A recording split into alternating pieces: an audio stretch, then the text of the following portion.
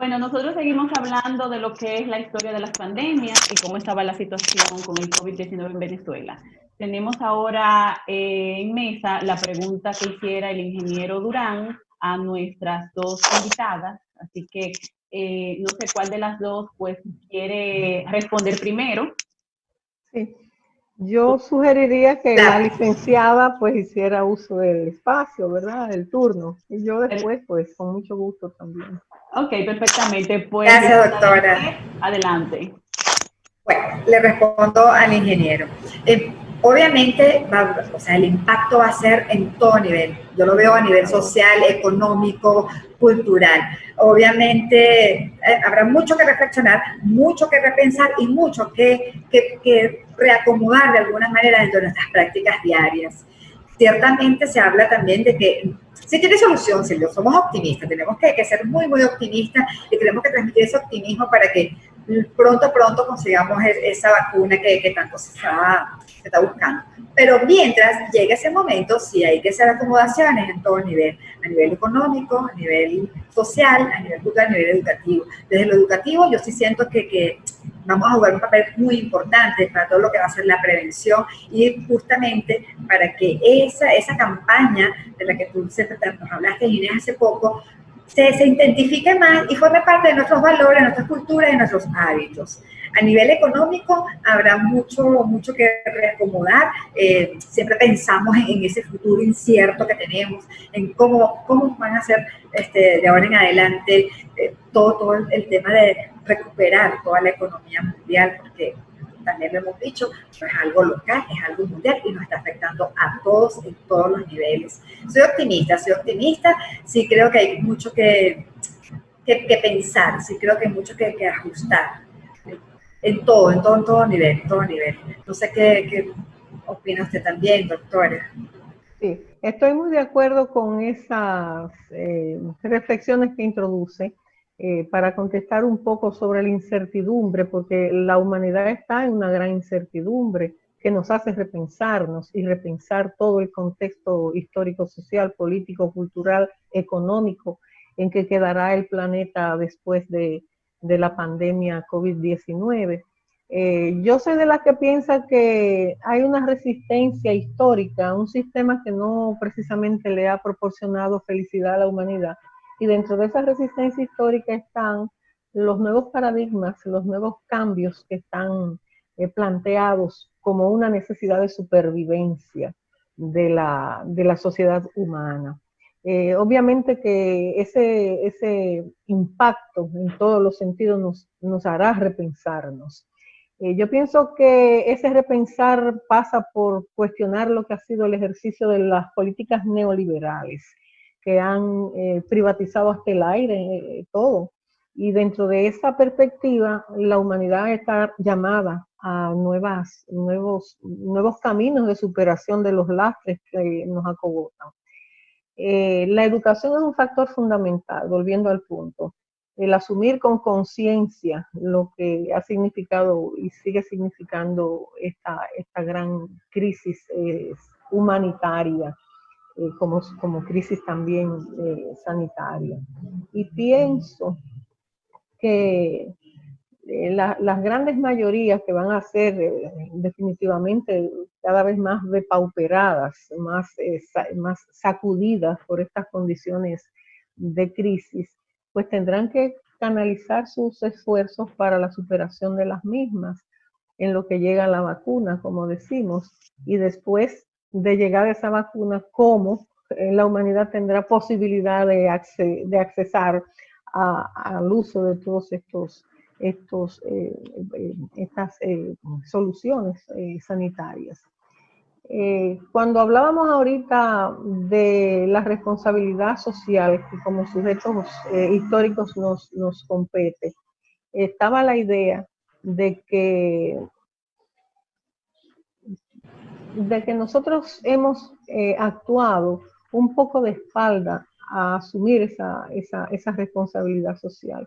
Y cuando el ingeniero ahorita planteaba, el que hizo uso último de la palabra, de la necesidad de repensarnos y de que la educación contribuye a la formación del ciudadano comprometido, de una ciudadanía comprometida, que eso nos falta en mucho, y hemos tenido los ejemplos más dramáticos recientemente, de que entendamos que no somos habitantes, sino ciudadanos, porque habitante es el chivo, es el perrito, es el gallo, pero ciudadanos somos los seres conscientes y los que tenemos la responsabilidad de ejercer esa ciudadanía responsable.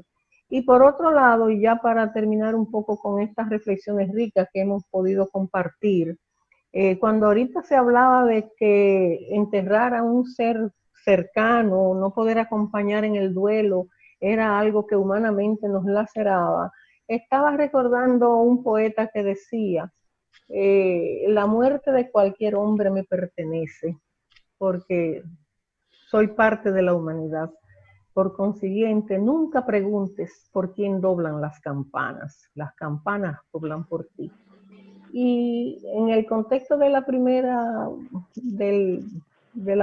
pandemia seria del pasado siglo XX, las iglesias repicaban las campanas porque no era posible acompañar la cantidad de personas muertas. Entonces ese repique de campana era una despedida emocional que fortalecía. De manera que cualquier ser humano, inconsciente o no, que se pierde, es una pérdida para todos los seres humanos. Inés, dígame. Yo quisiera volver un poquito hacia lo de Puerto Plata, porque me llega la preocupación del liderazgo también que se está jugando en el país, porque no es un liderazgo responsable el que está haciendo ese alcalde de Puerto Plata, de Roquelín, para decirle el nombre, porque incitar a las masas en este momento de crisis, donde este virus o todos los virus se contagian por contacto directo con las personas, en verdad deja mucho que decir del tipo de liderazgo y la acción también política y el marco religioso también que hay envuelto en esa manifestación. O sea, es algo que deja una lección aprendida para que no volvamos nuevamente ningún líder local o también podríamos decir nacional trate de emular este tipo de acciones, porque si siguen multiplicándose este tipo de acciones, lamentablemente nunca veremos el fin de esta terrible pandemia. No, era lo que decían anteriormente con relación a Italia, que al inicio lo tomaron como un relajo. Entonces nosotros prácticamente estamos haciendo lo mismo. No nos estamos concientizando de la magnitud de lo que es este virus y lamentablemente todos los días vemos casos nuevos. Y todavía no le hemos visto el pico a esto. Vamos a seguir así. Ingeniero Peguero, ¿usted tiene algo que decir? Yo quiero puntualizar un poco más sobre esa situación. ¿Qué ocurre en el caso de la peste negra? En un momento mata al 40% de la población. Ciudades que tenían 800.000, 500.000 habitantes. El número de muertos superó el número de vivos como resultado del incumplimiento de esa situación o de esas normas en ese momento. ¿Y qué pasó como debió acontecer? Debió acontecer, bueno, la mano de obra, que era lo más sencillo, aumentó porque había menos personas que podían trabajar. A niños hubo que insertarlo en el mercado productivo, hubo que ponerlo a trabajar. Entonces, al parecer nosotros no refrescamos y no actuamos por responsabilidad. Tú sabes lo que tú tienes que decir: vamos a poner a un niño a labrar la tierra, vamos a poner a un niño en el frente de un mercado o de un espacio que tengo comercial con las problemáticas, cómo aumenta, cómo se incrementó el asunto del hurto, porque tengo necesidades, hay una persona que pudo tener algo, pero ahí viene. Entonces surgen tantas dificultades que solucionar a la vez, producto de la pandemia, y que nosotros no le estemos tomando en consideración, es grave para el mundo entero, para nosotros mucho más. Doctora, Sí. dígame.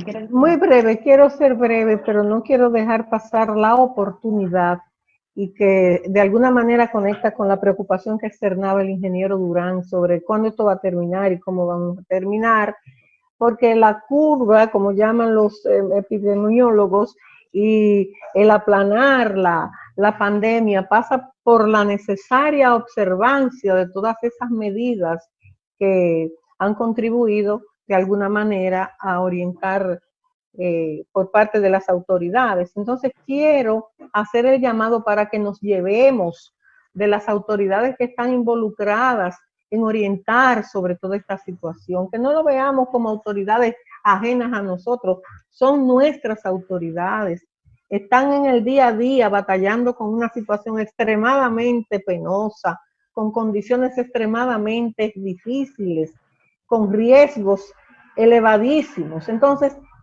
ese llamado, porque es un llamado para que la excelsitud de los y las dominicanas valoren ese esfuerzo que se está haciendo para toda la colectividad, las enfermeras.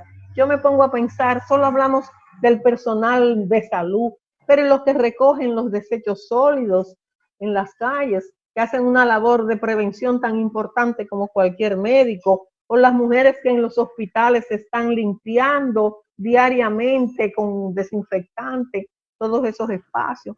Entonces hace falta hacer conciencia del esfuerzo colectivo que se está empleando para esto y llamar la atención de que nos llevemos de nuestras autoridades.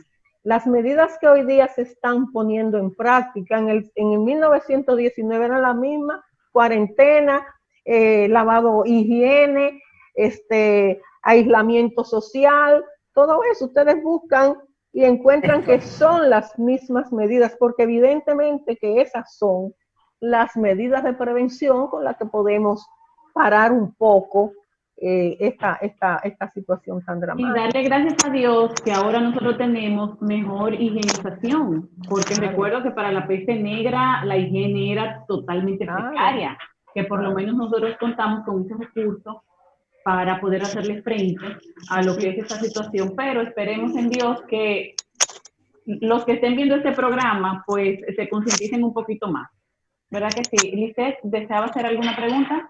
No, quería complementar un poquito lo que acaba de decir la doctora, que en la medida en que asumamos que esto es un problema serio y que nos compete a todos, en esa misma medida tenemos que ir cambiando justamente nuestras acciones, entender que no es un juego. Aquí también se produjo mucho el de no estamos de vacaciones, no estás de vacaciones. No, nada. O sea, nos quedamos en casa, pero no estamos de vacaciones, no son vacaciones. Estamos atendiendo un hecho mundial que nos atañe a todos. Sí, exactamente. Pero esperemos que sí, que tomemos esto en cuenta. Doctora, yo quisiera saber, ya hemos hablado de lo que ha sido la viruela, de lo que usted habló de la epidemia que fue el ébola, habló de otras pandemias que han estado en el mundo. Sé que muchas han tenido la cura, otras no, como es el caso del VIH, que todavía no existe una cura. Y hay pandemias, de hecho, que aunque exista la cura, pues no se han erradicado totalmente. Yo quisiera saber un poquito la diferencia que podría existir entre el COVID-19 con relación a otras pandemias que han existido, aún ya con cura. Sí. De entrada decía que no soy epidemióloga ni médica, sencillamente le doy seguimiento como historiadora.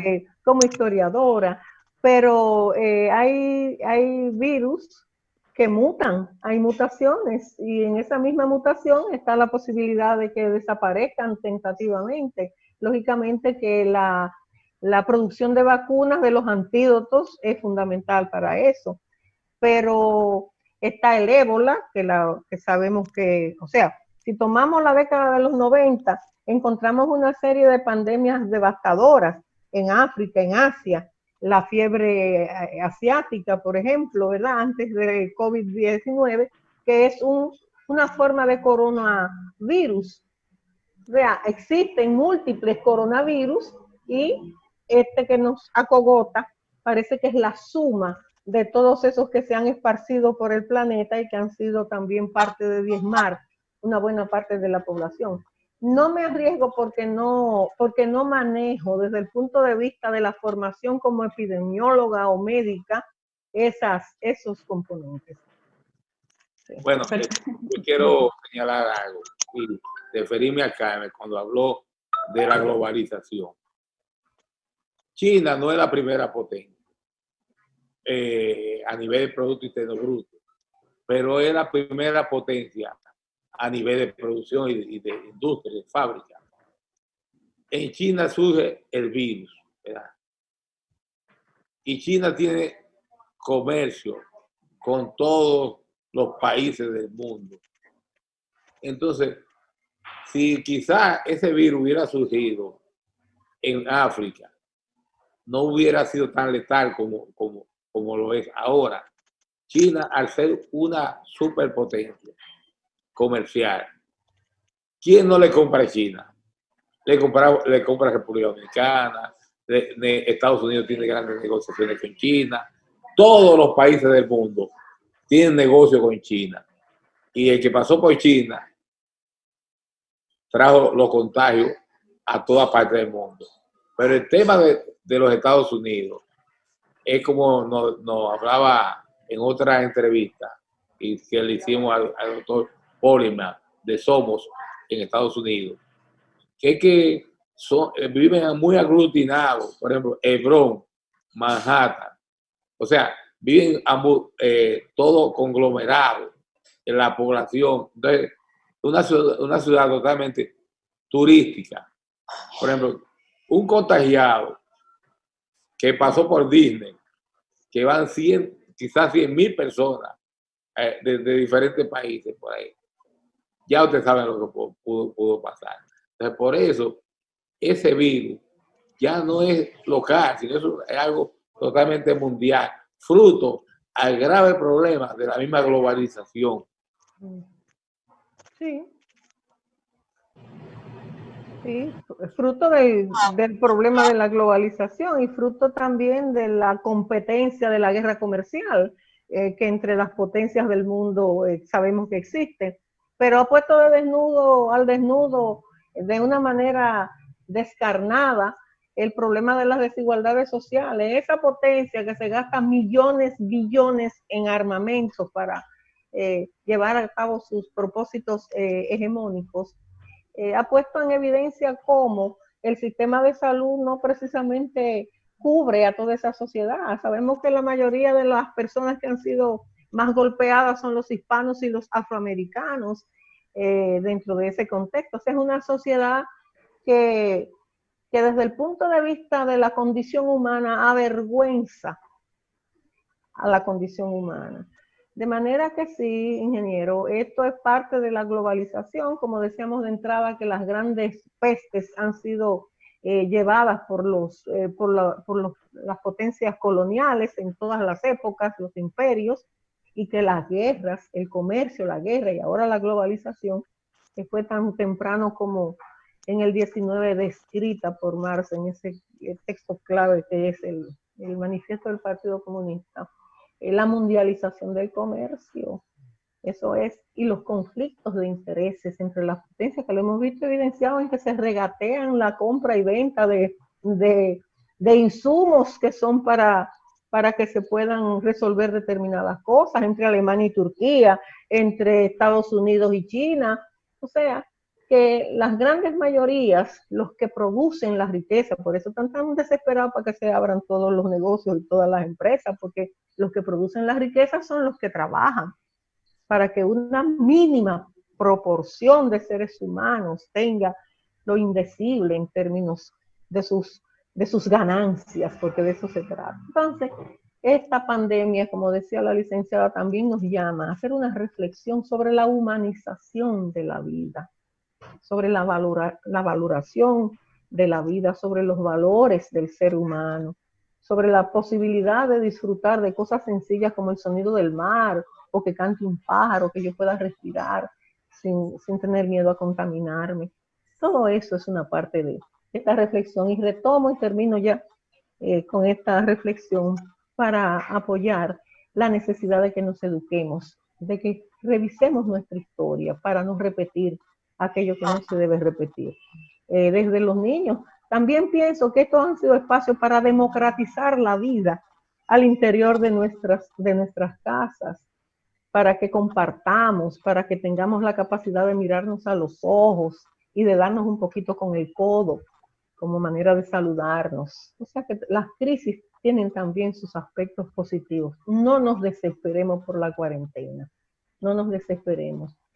Pongamos nuestro grano de arena, como en este interesante coloquio que me ha permitido conocerla a usted, licenciada, y afirmar mi cariño por Venezuela y su gente. Cariño que viene de muy lejos. Estos son espacios importantes que además refrescan, porque aunque estamos hablando de una cosa tan dura, hemos visto los aspectos humanos, los aspectos refrescantes, con las caras jóvenes de los 3 ingenieros y de la licenciada Inés, que también es una manera de refrescar esta cuarentena con temas interesantes y que nos fortalecen. Muchísimas gracias, doctora. Retomando Inés. Le hago una pregunta y luego entonces pasa contigo, Lisette, escucha. Doctora, retomando un poquito el tema para que no se me pierda la idea, lo que estábamos hablando del comercio y todo eso, hay teorías conspirativas que dicen que los virus son hechos en laboratorio. ¿Qué cree usted? Bueno, yo creo, y una se va a la literatura de ficción, como la que nos pone un personaje como Frankenstein, para poner un caso, ¿verdad? O a la literatura ya no de tanta ficción como la posibilidad de humanizar a los robots, a las máquinas, que las hacemos los seres humanos.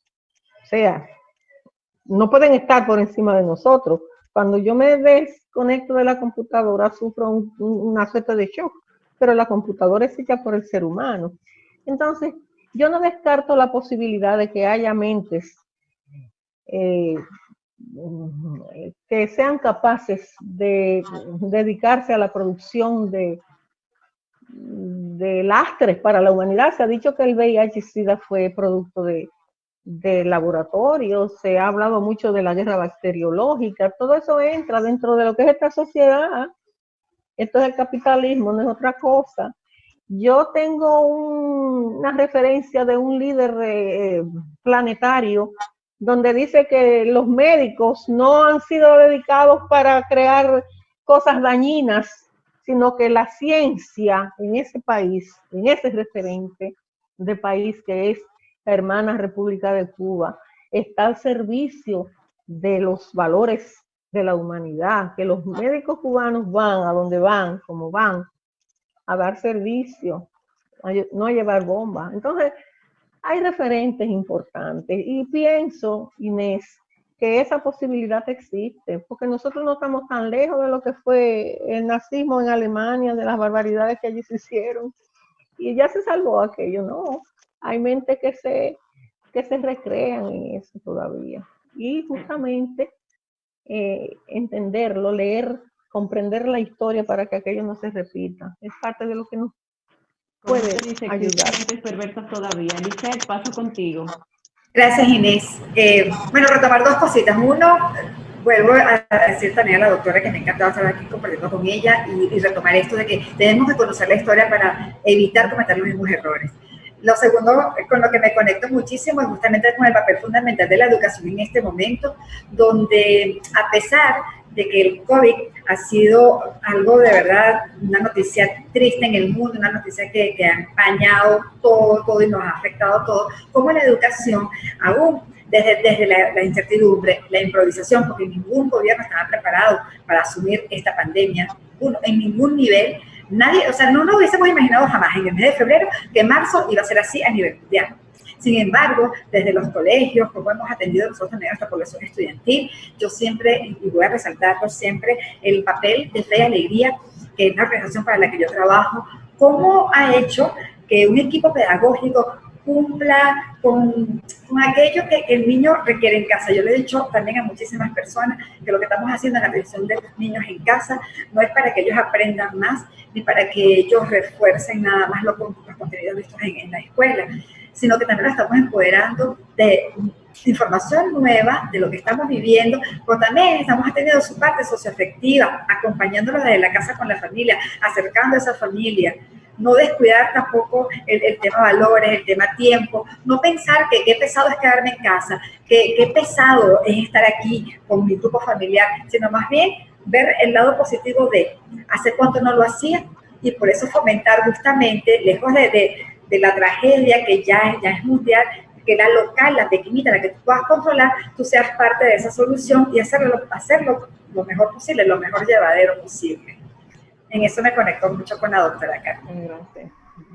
Qué bien, sí, la verdad es que es un tema muy interesante, de verdad que, como tú decías, no estamos de vacaciones, pero sí podemos aceptar estas vacaciones forzadas, como yo les llamo, para tener algo beneficioso, para hacer cosas que no hacíamos. Siempre lo digo en mi programa, para leer un buen libro, para enseñar a mi hija quizás a manejar, para ayudar a mi hijo en sus tareas, para hacer cosas, de hecho, en la casa y conmigo misma, que no hacía cuando no estaba en estas vacaciones. Ingeniero Durán, ya brevemente tenemos que cerrar. Mira, bien se ha expresado el tema del cambio climático en la humanidad, que a través del cambio climático iban a surgir enfermedades. Y bien lo dijo el expresidente Juan en Brasil, que hemos degradado el bosque, hemos contaminado los mares, y una especie sobre la Tierra tiende a desaparecer, y esa especie es la humana. Entonces, con lo que está sucediendo ahora mismo, nos hemos perjudicado, porque la salud está en juego y la vida también. Pero el planeta se está sonriendo, porque hoy el aire es más puro. Se ha emitido menos dióxido de carbono, menos dióxido de nitrógeno. La NASA presentó un mapa del aire cuando había COVID en la China. Y eso era una contaminación total. Cuando ahora, en tiempo de COVID, ya el cielo está subiendo, no se veía. En Perú, con la contaminación, no se veían ni las estrellas. O sea que hay cosas que yo, por eso yo propuse que cada cierto tiempo, cada 5 años, para salvar la vida humana, debiéramos darle una cuarentena al planeta. Que los empresarios, que yo me involucro dentro de esa parte empresarial también, nos preparemos para 5 años, tener un capital ahorrado y mantener por lo menos las personas o destinar los fondos, los gobiernos, destinar los fondos para que en cada 5 años apaguemos el planeta. Para ayudar a las personas más vulnerables mientras esté el planeta apagado. Para ayudar. Pero para eso tenemos que prepararnos. Exactamente. Tenemos que prepararnos con tiempo y tener la base, el ahorro para mantener la gente y que apaguemos los vehículos, apaguemos la fábrica y apaguemos todo. Porque si bien es cierto que tenemos una contaminación y un cambio climático que se ha calentado más aún todo el planeta, es menos cierto que necesitamos vivir en el planeta, necesitamos vida, y sin la vida, ¿cómo caminan las cosas? Entonces, no nos peguemos a lo material, que si nos paramos 3 días sin producir, se va a acabar el mundo. Ahora mismo ya